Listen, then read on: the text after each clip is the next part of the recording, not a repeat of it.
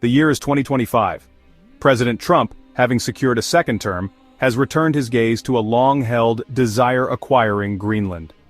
The world watches with a mixture of amusement and alarm as this icy expanse becomes the subject of international headlines.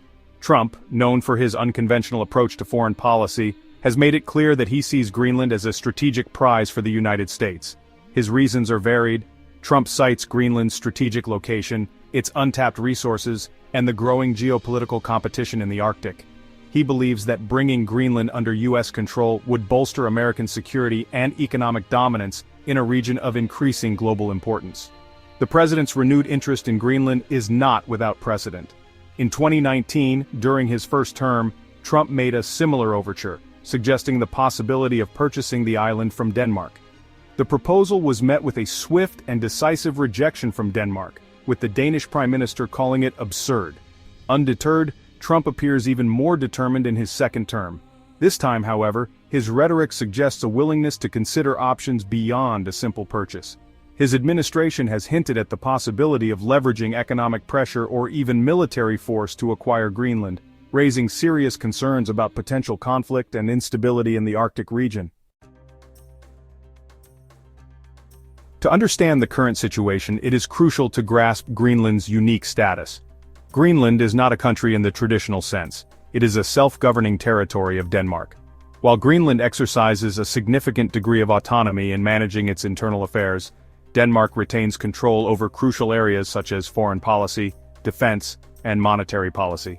This arrangement means that any decision regarding Greenland's future, including a potential transfer of sovereignty, ultimately rests with Denmark, not solely with Greenland or its people. However, Greenland's relationship with Denmark is not one of a simple colony.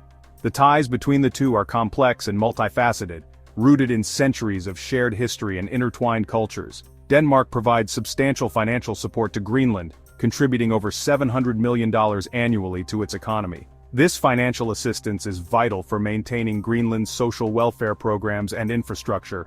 Greenland, for its part, plays a crucial role in Denmark's international identity, adding a unique dimension to the country's image on the global stage. The current situation is further complicated by Greenland's own internal dynamics. Greenland's geographic location is at the heart of its strategic significance. Situated between North America and Russia, Greenland occupies a pivotal position in the increasingly contested Arctic region. The island sits astride vital sea lanes that are becoming increasingly navigable due to the melting of Arctic ice. These shipping routes offer the potential for significantly shorter travel times between Asia, Europe, and North America, making Greenland a key player in future global trade. Moreover, Greenland's airspace and surrounding waters are crucial for monitoring military activities in the region. The island's proximity to Russia makes it an ideal location for early warning systems and missile defense installations. The United States, recognizing Greenland's strategic value, has maintained a military presence there since World War II.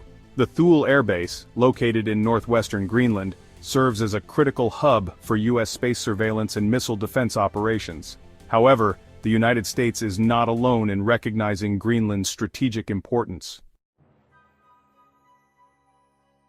Beyond its strategic location, Greenland holds another treasure-vast reserves of natural resources. The island is believed to contain significant deposits of oil, natural gas, and rare earth minerals, all of which are in high demand globally. The United States Geological Survey has estimated that Greenland's offshore reserves could hold up to 17.5 billion barrels of oil and 148 trillion cubic feet of natural gas. These resources, if extracted, could transform Greenland's economy and reduce Western dependence on energy imports. Greenland is also rich in rare earth minerals, essential components in various high-tech applications, including smartphones, electric car batteries, and military equipment. China currently dominates the global rare earth minerals market, and Greenland's reserves represent an opportunity for the West to diversify its supply chain and reduce its reliance on China. Section 5. A Tug of War in the Arctic. The convergence of strategic interests, melting ice caps, and vast natural resources has turned the Arctic into a region of intense geopolitical competition. The United States, Russia, and China are all vying for influence in the Arctic, each seeking to secure access to its resources and shipping routes, while also trying to limit the influence of their rivals. Russia, with its long Arctic coastline and extensive experience operating in harsh environments, has been particularly assertive in asserting its interests in the region. It has significantly increased its military presence in the Arctic, reopening Soviet-era bases and deploying advanced weapons systems.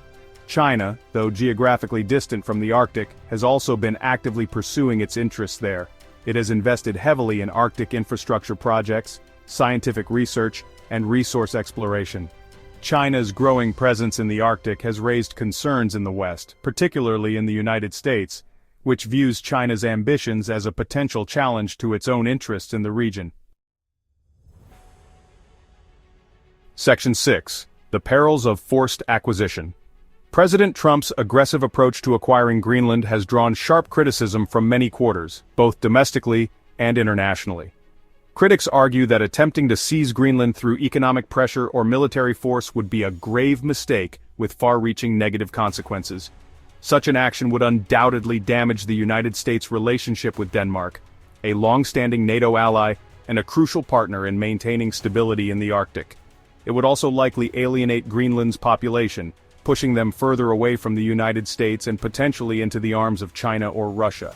Moreover, a forced acquisition of Greenland would set a dangerous precedent in international relations, undermining the rule of law and raising the risk of conflict in other disputed territories.